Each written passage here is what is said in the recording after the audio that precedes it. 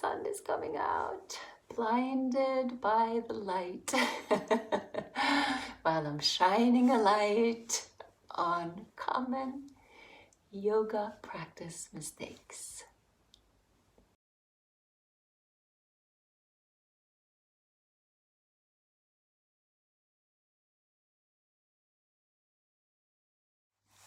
Namaste. Here is the third video in the series, How to Deepen Your Yoga Practice, especially if you practice yoga from online classes like here on YouTube.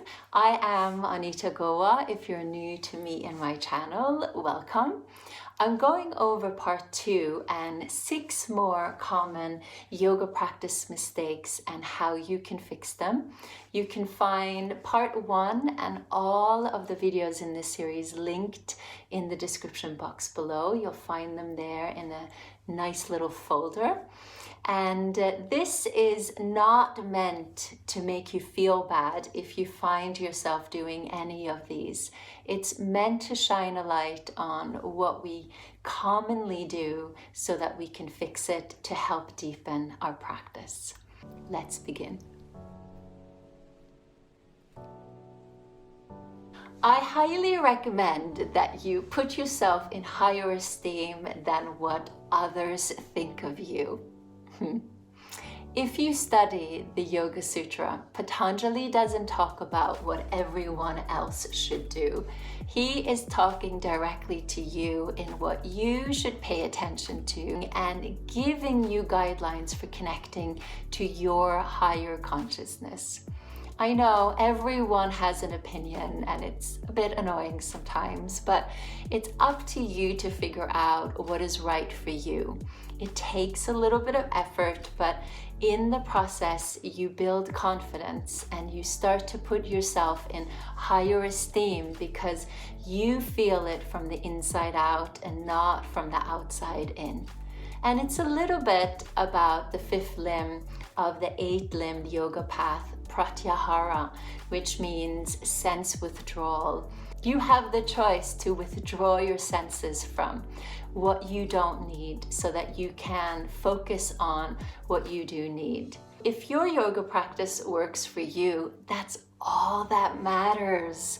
It's called a self-practice and a personal practice for a reason because it's your practice and no one else's. Isn't it interesting? Somehow we have come to think that practicing yoga is synonymous with being a perfect human being and there's no room for error.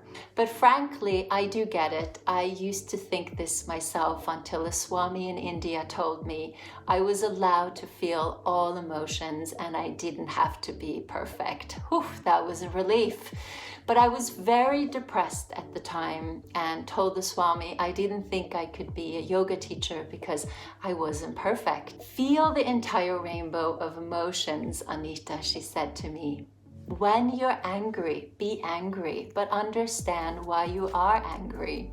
When you are sad, be sad, but understand why you are sad.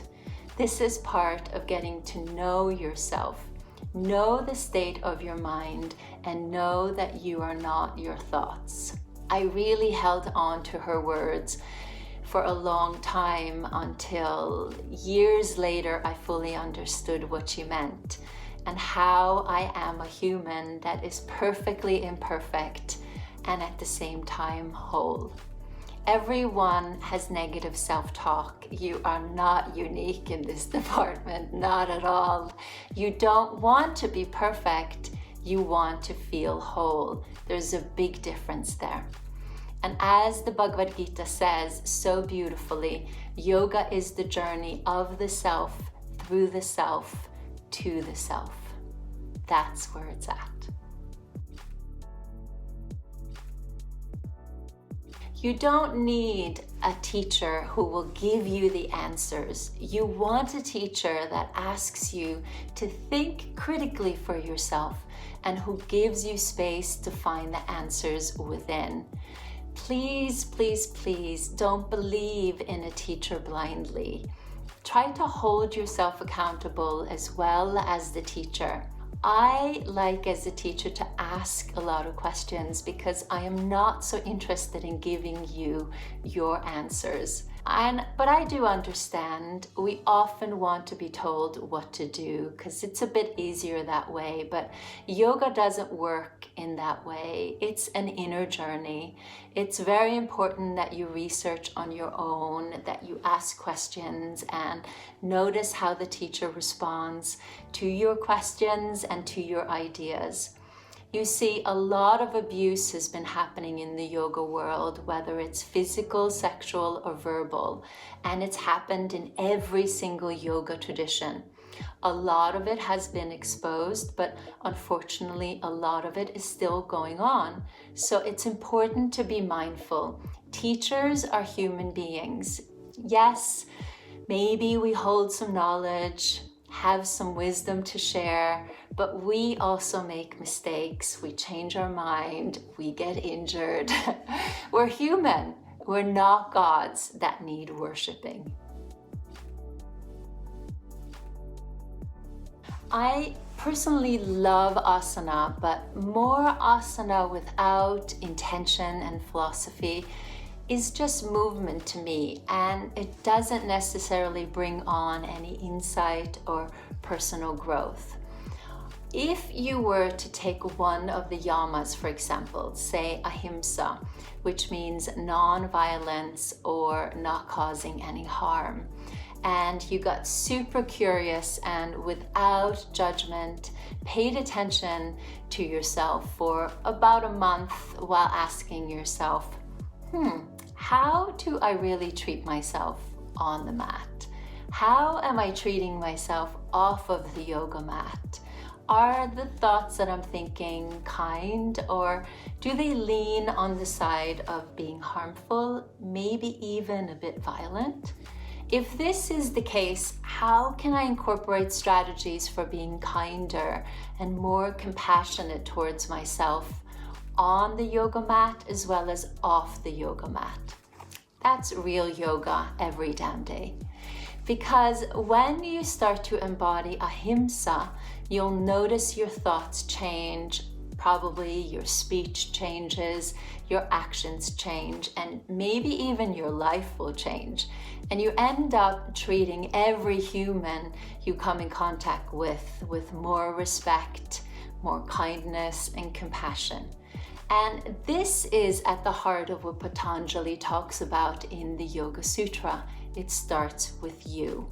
In Norway, I remember we had an expression of make sure that you sweep your own entrance first before you start sweeping the neighbors. And I think that is so true, but it's easier to point the fingers at others than ourselves. But there's no need to feel guilty for missing 1 day or 2 days of asana practice. Guilt doesn't get you anything. Practice the yoga off the mat every damn day. Yoga is a path of action, and the practice doesn't mean perfection, like I've said. Practice just means trying, falling, getting back up again, trying, sometimes succeeding, falling, getting back up again. It's a lifetime practice.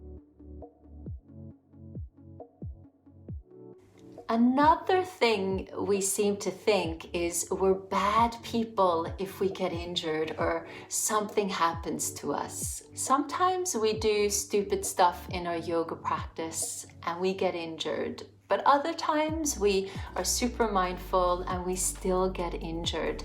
The thing is, if any part of your body hurts or feels sore all the time from your yoga practice, have it checked out. Try to refrain from thinking it's magically going to go away by practicing more and more and more yoga asana. You might actually have to practice less, change it up, and sometimes do something different. Don't get mad or feel bad. Wouldn't that be kind of rigid? Be flexible and open-minded to multiple ways of healing. This has been an important conversation for some time, very overdue. The best way to honor yoga is to learn where it comes from, its history and philosophy. No, you don't have to become a Hindu or agree with everything that yoga says. Please know, if you primarily use yoga asana for stretching and staying in shape, there is no problem with that. Just be frank about it. What is a problem though is when we don't honor yoga's roots, or we disown what we don't understand, and we pick it apart to our Western and, to be blunt, our white liking. It is disrespectful and it dishonors the culture that it came from. I feel also that it is a teacher's duty to be educated on this and share it with the students. And as a student, I would advise you to seek out teachers who honor yoga's roots and the philosophy. Ask the teacher to share. Let them know that you are interested.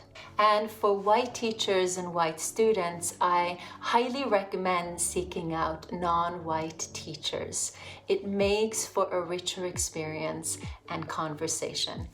Alrighty then, a bit of tough love in this one.